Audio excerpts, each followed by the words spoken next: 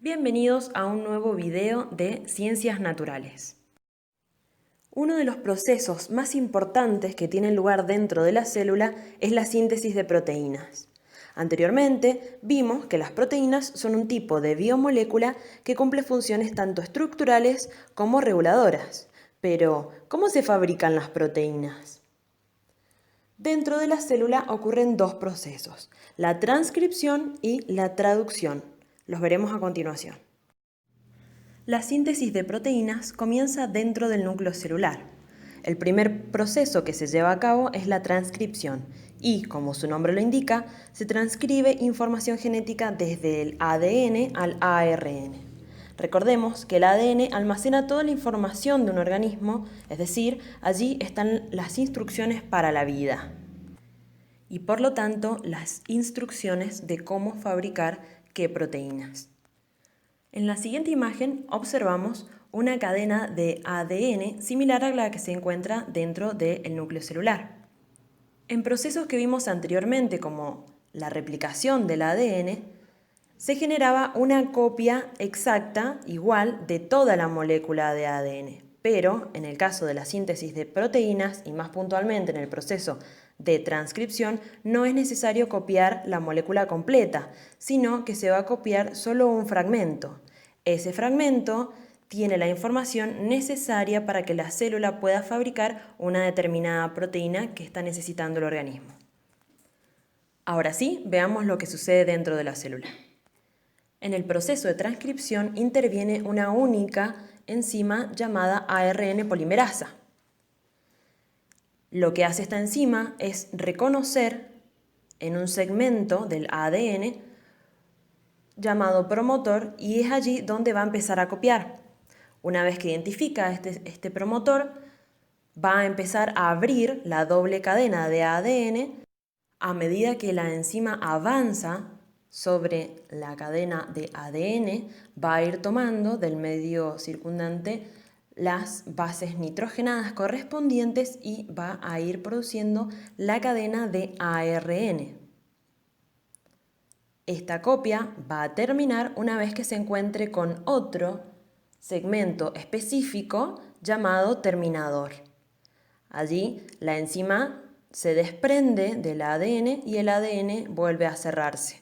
Es decir, los puentes de hidrógeno que mantienen unidas las bases nitrogenadas en la molécula de ADN vuelven a formarse. De este modo, el segmento que se copió, llamado ARN, ahora queda libre para poder moverse hasta otras partes de la célula. Antes de poder salir del núcleo ocurren varios procesos más, porque se dice que este ARN es inmaduro. Pero nosotros no vamos a entrar en detalles porque no es el propósito de este curso. Así que vamos a tener en cuenta que así como encontramos ahora la molécula de ARN, es como va a salir luego al citoplasma. Presten atención un segundo en las bases nitrogenadas que habían en la molécula de ADN y las que luego encontramos en la de ARN formada a partir de la anterior. Si observan con atención, van a ver que al principio la enzima, luego del segmento promotor, leyó en uno de los peldaños de la cadena de ADN, leyó que había una citosina. Por lo que la enzima, al leer que en el ADN hay citosina, en el ARN colocará su pareja, que es la guanina.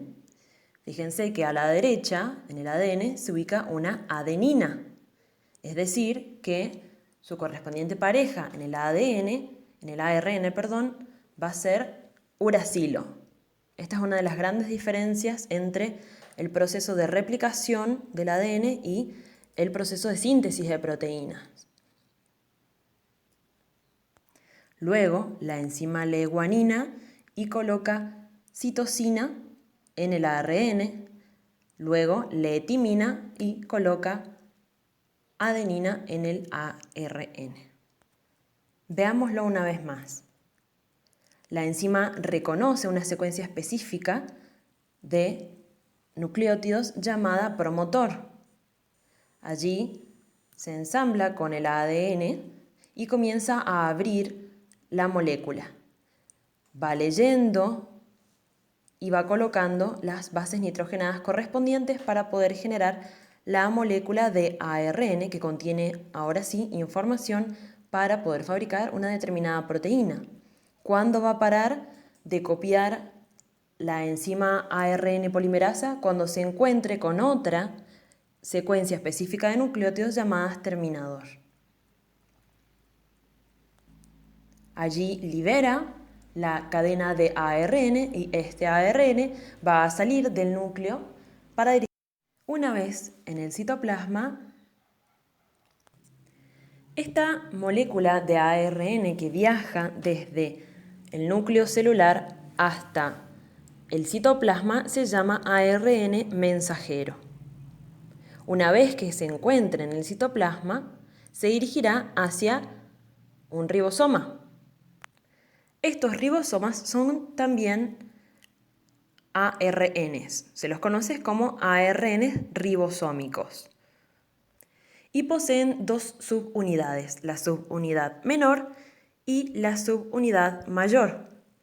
Lo que sucede es que primero se va a ensamblar la subunidad menor a la molécula de ARN mensajero que salió del núcleo celular. Luego aparece un tercer tipo de ARN llamado ARN de transferencia. Su nombre se debe a que asociado a este ARN en particular viene un aminoácido. Anteriormente habíamos dicho que las proteínas están compuestas por muchos aminoácidos que van a estar enlazados. Ahora vamos a ver cómo vamos a llegar a esa estructura. Habíamos dicho entonces que en este momento la subunidad menor del ribosoma se había ensamblado con la cadena de ARN mensajero. Posteriormente, un ARN de transferencia va a colocarse del otro lado. Fíjense cómo 3 bases nitrogenadas de la cadena de ARN mensajero, en este caso era adenina, uracilo y guanina, que se llama codón, van a corresponderse con un anticodón correspondiente al ARN de transferencia, es decir, adenina con uracilo, uracilo con adenina y guanina con citosina. En la parte superior de la ARN de transferencia podemos ver al aminoácido asociado a este anticodón, es decir, uracilo, adenina y citosina van a codificar para un aminoácido en particular. Luego de esto, la subunidad mayor del ribosoma se va a ensamblar a la estructura. A partir de allí, el ribosoma va leyendo el ARN mensajero y permite la entrada de determinados ARNs de transferencia asociados a un aminoácido en particular.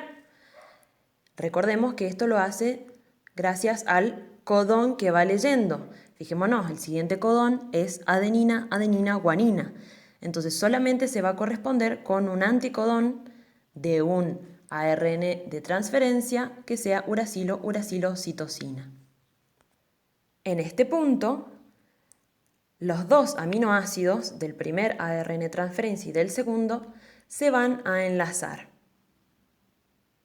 El ribosoma sigue avanzando, continúa leyendo la información que trajo el ARN mensajero, despide al ARN de transferencia desprovisto de aminoácido y deja un lugar libre para que ingrese un ARN de transferencia nuevo del lado derecho. En este caso vemos que ingresa otro ARN de transferencia. En este caso, como el ribosoma leyó uracilo, uracilo, uracilo, va a entrar un ARN de transferencia que tenga un anticodón adenina, adenina, adenina. El proceso se repite. Los aminoácidos anteriores se van a enlazar al recién llegado. El ribosoma avanza y deja ir al ARN de transferencia desprovisto de aminoácido. Esto se repite hasta que el ribosoma termina de leer al ARN mensajero. Y luego de que actúa un factor liberador que le indica al ribosoma que se ha terminado la traducción, es que la subunidad menor y mayor del ribosoma se desensamblan y dejan libre a la molécula de ARN mensajero. Lo que puede suceder en este momento es que esa misma cadena de ARN mensajero es leída por otro ribosoma y va a generar otra proteína a partir de la misma información. Como producto de estos dos procesos, tanto la transcripción que se daba dentro del núcleo celular como la traducción que sucede en el citoplasma, es que vamos a obtener una larga cadena de aminoácidos que cuando superan aproximadamente los 30 aminoácidos ya van a tener una estructura más similar a una proteína. Ocurren varios procesos más que no es la finalidad de este curso estudiarlos, y luego ya sí podemos hablar de una proteína que está lista para comenzar a trabajar. Es decir, que es funcional. Espero que este video les sea de utilidad. Me despido y nos reencontramos en el próximo video.